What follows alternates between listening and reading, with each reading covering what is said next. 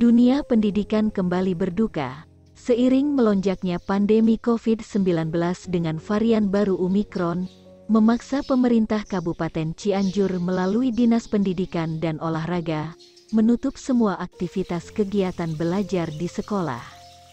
Sebuah pil pahit bagi dunia pendidikan, setelah baru saja geliat pembelajaran tatap muka kembali diberlakukan. Hanya ruang dan halaman sekolah yang kosong, menjadi pemandangan berlanjut setelah hampir 2 tahun terjadi hal yang sama. Sekolah adalah rumah kedua, baik bagi guru, tenaga kependidikan, maupun bagi peserta didik. Disinilah kami berinteraksi, saling berbagi, saling merekatkan hubungan, baik fisik maupun emosional. Kemarin kita sudah melewati pandemi hampir 2 tahun, dan kita semua sudah melewati itu semua dengan berbagai hal, dengan berbagai perasaan yang campur aduk. Alhamdulillah sudah diluncurkan kembali di awal tahun 2022, sekolah sudah bisa melaksanakan pembelajaran tatap muka atau PTM walaupun masih terbatas. Mulai dari 50% sampai dengan kemarin kita melaksanakan 100%.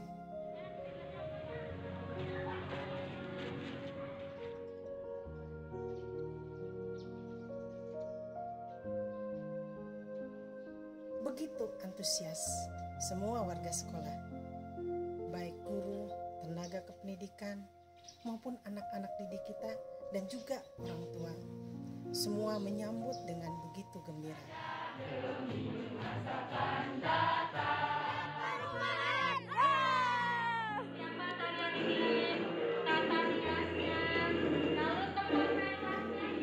Mereka sangat berharap banyak bahwa kembali pembelajaran berada dalam situasi yang normal.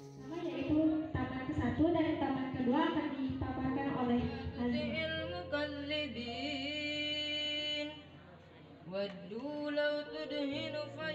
Kami merasa terharu dan bangga ketika melihat anak-anak berbaris dengan rapi, kemudian mereka datang melalui pintu gerbang sekolah, dites suhu, mencuci tangan, ya, mereka melaksanakan protokol kesehatan dan mematuhi peraturan-peraturan yang sudah ditetapkan baik oleh sekolah maupun pemerintah.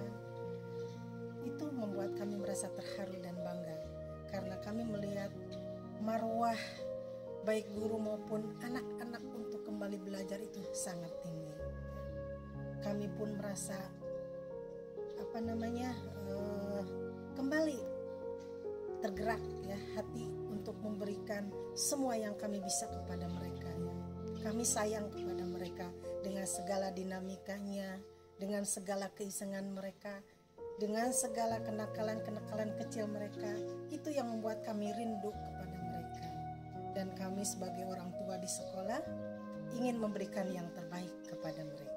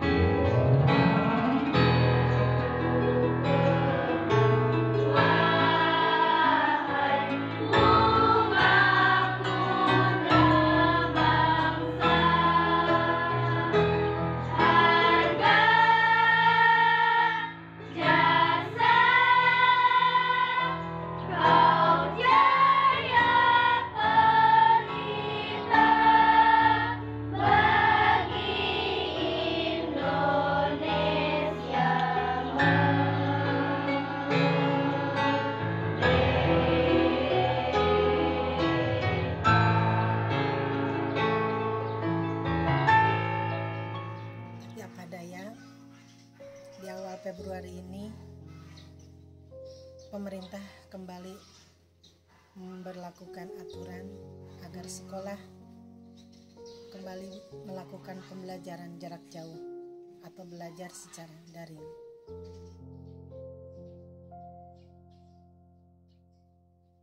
Kini, sekolah kembali sunyi, tidak terlihat lagi keceriaan dan semangat siswa-siswi dalam menjalani pembelajaran di sekolah. Guru dan penjaga sekolah pun kembali membereskan bangku belajar siswa.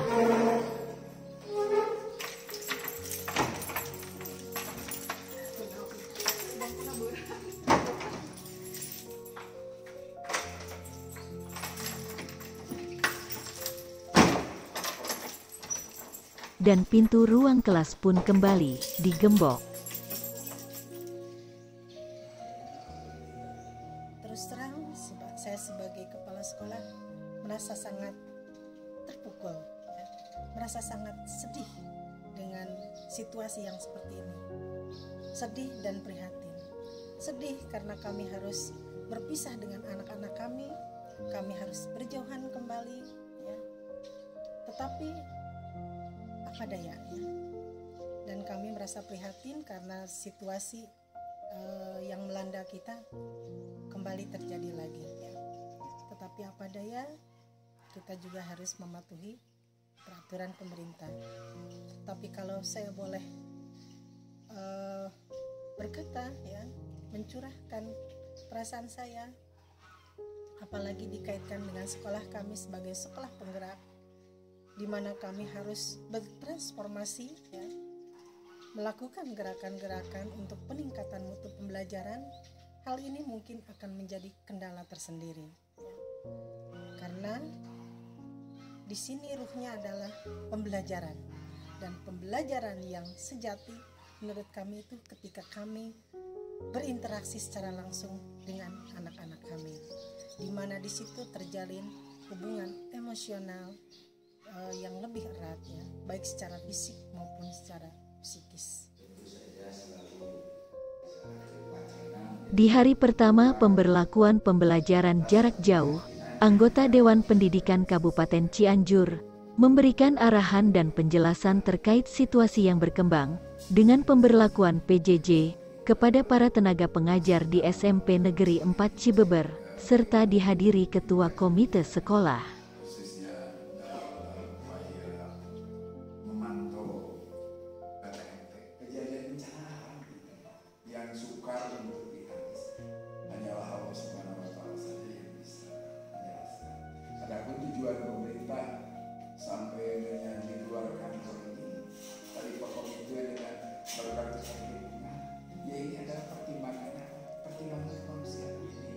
Namun demikian, harapan saya mudah-mudahan hal ini tidak terlalu lama. Kita melaksanakan TM aja sudah sangat sulit kelihatannya guru untuk menyampaikan, menerapkan pendidikan pada anak.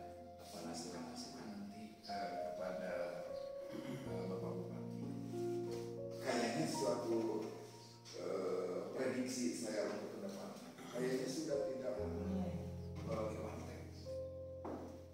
Jadi kan sudah mulai terasa mudah-mudahan tanpa terasa sekali. Satu dalam rangka sosialisasi mengenai peranan fungsi Dewan Pendidikan, khususnya sambil dalam menunjang peningkatan IPM dalam bidang pendidikan di Kabupaten Cianjur, bagaimana strategi dan peran yang harus dilakukan antara pihak sekolah dengan kerjasama dengan Dewan Pendidikan. Baik. Sebagai harapan pemerintah khususnya Bupati Cianjur. Baik, Pak, terkait dengan diberlakukannya PJJ sekarang Pak dengan 100% untuk daring ya Pak ya. Untuk apakah nanti akan ada dampak ke IPM sendiri Pak untuk Cianjur? Ya semoga saja tidak. Sebab ini dengan keberadaannya pembelajaran yang terbatas ini semata-mata ini adalah benar-benar untuk menyelamatkan secara kemanusiaan. Sebab pemerintah pun sudah bersiap siaga dengan teknik yang diberikan terhadap guru, baik bisa dilakukan dengan daring ataupun dengan luring, itu adalah terus-menerus upaya untuk meningkatkan target peningkatan IPM. Jangan sampai dengan anak didik gara-gara dengan hal kegiatan musibah post belajar ini yang terjadi sehingga putus sekolah. Insya Allah ya, saya yakin IPM pendidikan akan berusaha untuk terus meningkat. Satu lagi Pak, saya pernah mendengar dan pernah berbicara dengan salah satu sekolah ya Pak ya. Ada siswanya yang karena mungkin PPKM dan lama tidak masuk, mereka bekerja nih Pak. Dari Dewan Pendidikan seperti apa Pak tanggapannya Pak? Nah justru itu saya sampai menyelusuri, ini sampel saya ini ya, sampai menyelusuri bagaimana ketika PTMT ini atau pembelajaran dengan tatap muka yang terbatas ini, sampai sejauh mana daringnya, sampai sejauh mana luringnya. Jangan-jangan seperti dengan diberlakukan ini, jangan-jangan ada sebutan seolah-olah sekolah libur sehingga anak-anak bisa bekerja. Tidak demikian. Justru saya menyelusuri ke jalan membantu ini dari pihak pemerintah juga. Alhamdulillah tadi pagi dalam jam-jam belajar saya tidak menemukan anak-anak seusia sekolah di SD, di SMP, di SMA yang berkeliaran. Tidak ada itu. Jadi hal itu mungkin saja itu terjadi hanya 1-2 orang lah, wajar saja.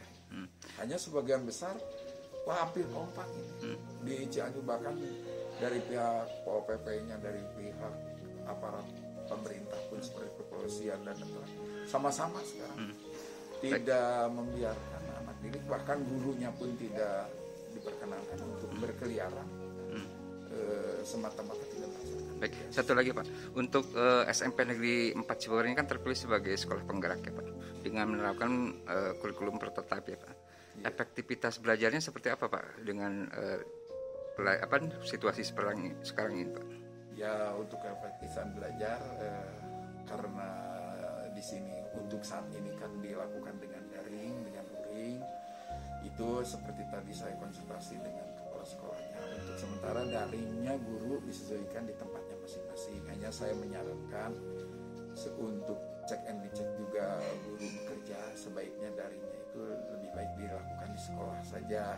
Satu untuk menghemat kuota bagi guru, dua untuk memanfaatkan WiFi yang ada di sekolah, dan ketiganya benar-benar guru terkontrol dalam melakukan pekerjaan melalui daringnya.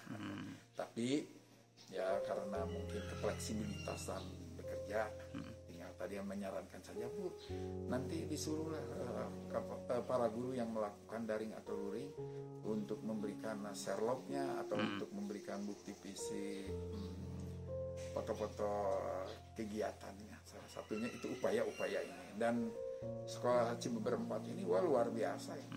Dari kurang lebih 352 SMP, kepala SMP Cibubur ini menjadi salah satu pilihan masuk menjadi kepala sekolah penggerak. Di Kabupaten Cianjur itu ada 13 sekolah penggerak untuk sementara ini. Itu luar biasa ini, hebat itu Cibubur.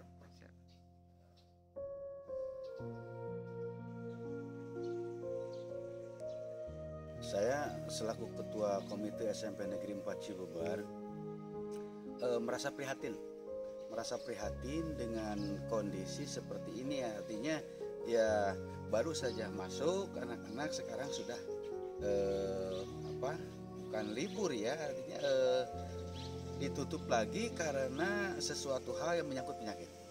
Sementara harapan saya yang pertama, sekolah tetap aja lah, yang harapan saya selaku ketua komite, sekolah tetap belajar, tetap berjalan, sekolah seperti biasa, hanya dalam prokes aja yang harus ditingkatkan, yang harus lebih ditekankan kepada para peserta didik itu mengenai prokes aja. Termasuk juga harapan masyarakatnya seperti itu. Dan kalau memang itu tetap misalkan diberlakukan sekarang, sekolah diliburkan kembali dengan melalui daring ya, mudah-mudahan tidak terlalu lama lah. Karena kalau di kampung ada masyarakat yang beranggapan misalkan sekolah ini libur lagi, apa mau masuk lagi enggak ya, atau mau bubar, ada itu sentimen-sentimen atau intermezzo seperti itu Pak. Hanya itu harapan saya Pak. Pertama, sekolah kalau bisa jangan lewat daring lagi lah, biasa aja berjalan seperti kemarin udah 3 minggu, tapi prokes yang paling penting ya. Dan harapan ya kalau memang itu tetap harus dilakukan, ya jangan terlalu lama lah. Yang paling penting mah belajar tetap berjalan.